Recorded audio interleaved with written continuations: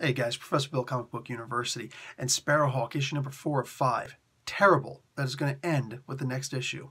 Anyway, let's get into this so we can get right into this. All right, we got Delilah S. Dawson writing and the creator of this story, illustrated by Matias Basla, colored by Rebecca Nalty, and lettered by Jim Campbell. Cover Miguel Mercado. Dude, beautiful book. So, Arista, however you pronounce her name, she's got multiple names by multiple people, which is beautiful because names are so important in Fairy, this world that they're in, Fairy, where the Seelie and the Unseelie court exist. And Poppet, as she's called by Crispin, that little monster, jackrabbit thing, the purple thing, she's like, listen, you got to kill some more monsters now so that you become more powerful. And she does. Now she's of course going to come to a part where she's at her penultimate form. Now the way that she does this, of course, is by killing things.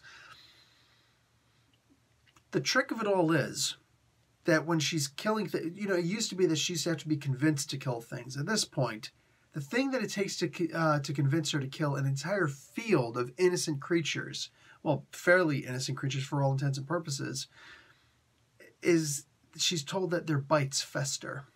That's really it. Nothing else about them. Oh, their bites fester. Might as well say go out and kill all the bees because, their stings hurt. Dude, seriously? Like, bees are kind of important. Not just because of honey. They're pollinators. They're crucial to the flora and fauna of the world. Hello? These things might have been at that exact same level of the ecosystem because it gives her a lot of power. Then she goes off to find something that's got even more power. Just the lake. Remember the lake.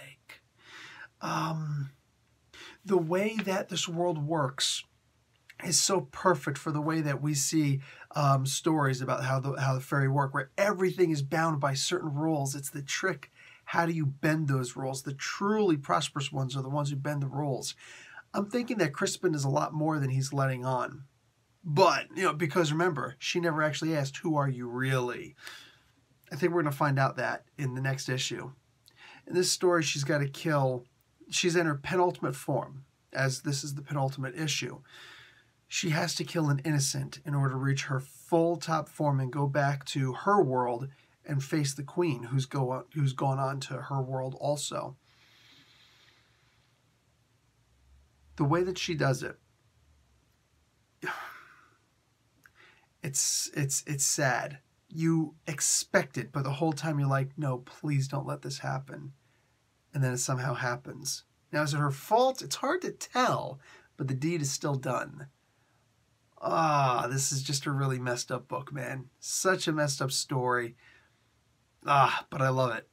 And although it's going to be ending next issue, I'm really looking forward to the second volume, which I will definitely lap up because, wow, this is a great story, great storytelling, great art that just goes perfectly with these stories, man. I couldn't imagine a different art style whatsoever. So freaking Matias Basla and Rebecca Nalty, man, just destroying it. I love this. Everything about this book is fantastic.